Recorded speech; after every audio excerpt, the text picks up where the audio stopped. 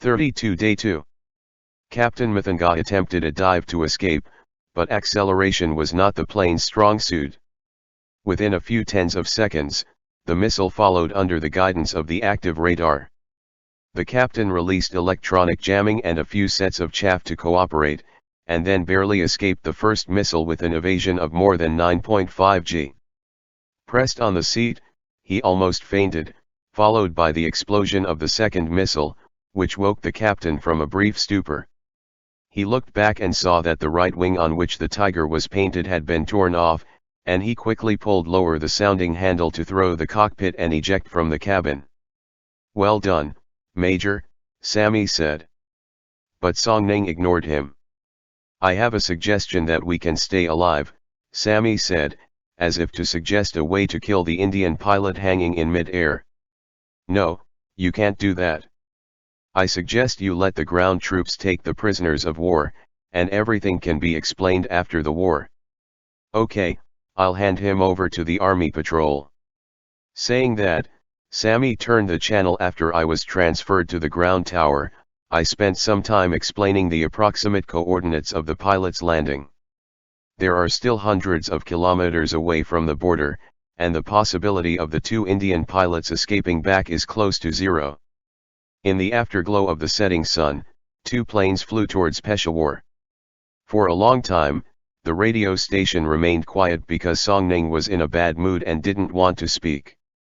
Although today he got the first real record of his pilot career, and this is probably the first record of the Chinese Air Force pilots in more than 30 years, but Song Ning felt that this record was not glorious, and this battle could have been to avoid it. It was only because Sammy's belligerence forced his way into the battlefield, and he was implicated. Song Ning hated being coerced by others the most in his life. "I'm glad you didn't hesitate in the end." On the radio, Colonel Sammy tried to break the deadlock. "You star dot." Song Ning replied wearily in Chinese. He was sure Sammy couldn't understand this sentence. Sure enough, the colonel was stunned for a while. He probably thought it was a greeting. "You're welcome, we will always be brothers." The first day of the total war ended in chaos and consternation. The Indian Air Force ostensibly gained an overwhelming advantage, and Pakistan's Air Command fell apart in a full-scale offensive. The only flaws appeared in that afternoon. A Phantom formation that took off from Gwalior did not return to base. The Phantom squad was not under the guidance of ground radar when it disappeared, and the call records were limited, all because they were attacked too deeply. Late at night, the Air Force staff had begun to review the plan behind closed doors. The fact the attack on the heavy water plant in Husab was the top priority of this day's attack. Many harassments in the northern area were the preparation for the sneak attack, but many people in the staff could not see the value of attacking this deep target. Early in the morning, Air Force Chief of Staff ADM Biafreda left the conference room and took off from Gwalior to New Delhi, where he had to attend an impromptu meeting of the Ministry of Defense. Along the way, he was a little bit furious, because the attack on Husab was not in the plan. The target was too far-reaching, and the staff under his leadership always thought it was of little value, but this was Minister of Defense Xin. The political task that Grid forcibly demanded a week ago has now cost him a heavy price, and he feels that he cannot bear this responsibility. Biafreda hurried to the Ministry of Defense and followed a secretary into an office. He saw Singh wearing a shirt, standing on a huge map, pointing fingers, and a group of Singh's staff were drawing on the map. Drawing and painting, putting up flags of various colors, everything worked extremely seriously, and it seemed that they all came here this night. This scene is more amusing than Vilatar, and it seems that Singh's statement that he is confused about the responsibilities of the Ministry of Defense and the Army is well founded. It is clear that he is working on an offensive plan for the Army to replace the Army staff headed by Prasad's plan. "Ah, Admiral, you're here." Singer came over in high spirits. "I don't have much time, Mr. Minister. Gwalior will direct the new round of operations of the 40th Regiment soon. I came to you for the new attack. I know about the attack on Husab yesterday. It failed, so we have to change our strategy and I want the 40th to do another attack. IMHO, Your Excellency, I don't think this goal is so valuable that a second attack is necessary.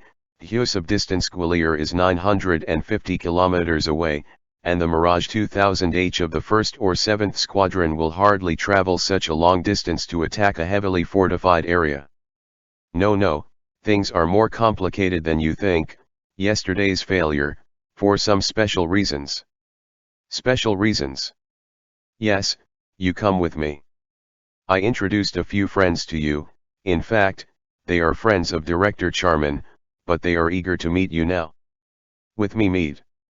Singh said, walked out of the room, led the suspicious Air Force Chief of Staff upstairs, and entered a luxurious conference room. There were already 3 foreigners waiting in the conference room, and they all stood up when they saw Singh and Biafreda enter, these men in dark suits and ties, looking neither diplomats nor ties, they were purely technical, and Biafreda thought they were more like soldiers, so he immediately guessed that the 3 were Israelis. This is our Israeli friend, Major General Amos. He's been here for 15 minutes, Singh said. The unsmiling Amos immediately came over and shook hands with Biafreda. The Air Force Chief of Staff guessed the second thing in a trance. The attack on Hyusab was related to these people. Singer did not continue to introduce the latter 2 people, he directly began to express his views. Yesterday, Major General Amos and his people were at the Southwest Air Force Command in Zipper. Why don't I know about this? Biafreda asked casually, with a tone of accusation. The Intelligence Bureau has the right to place their people where necessary, and what's more urgent, Charman only reported to me. Mr. Minister, when did you take over the Ministry of the Interior? The taunting did not anger Singer. Singer waved his hand and continued to speak his words. When the Tiger Formation went missing, Major General Amos got some information with their latest equipment. Do you want to know? Said the Chief of Staff. That's right, Mr. Chief of Staff.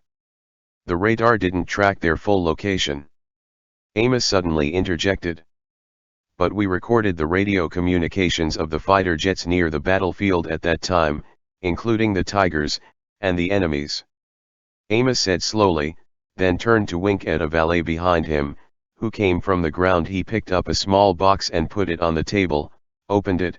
Biafreda was quite knowledgeable, he glanced a little and knew that it was an electronic device for decoding and deciphering.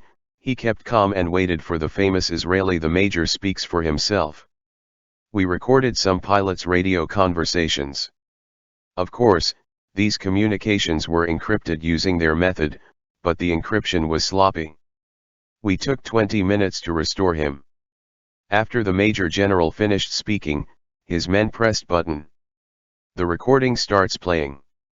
Major, do you know why the Air Force staff didn't introduce your medium-range missiles? Sammy's voice appeared on the recording. How do I know? I'm not involved in foreign trade negotiations. Songning's answer followed. Because this missile has Israeli technology, and we rely on Saudi Arabia for part of our funding. What are you waiting for? Don't kill the wingman. No, I can't do that, it's serious disciplinary behavior. Soon, the edited recording was over, and Biafreda stood there dumbfounded.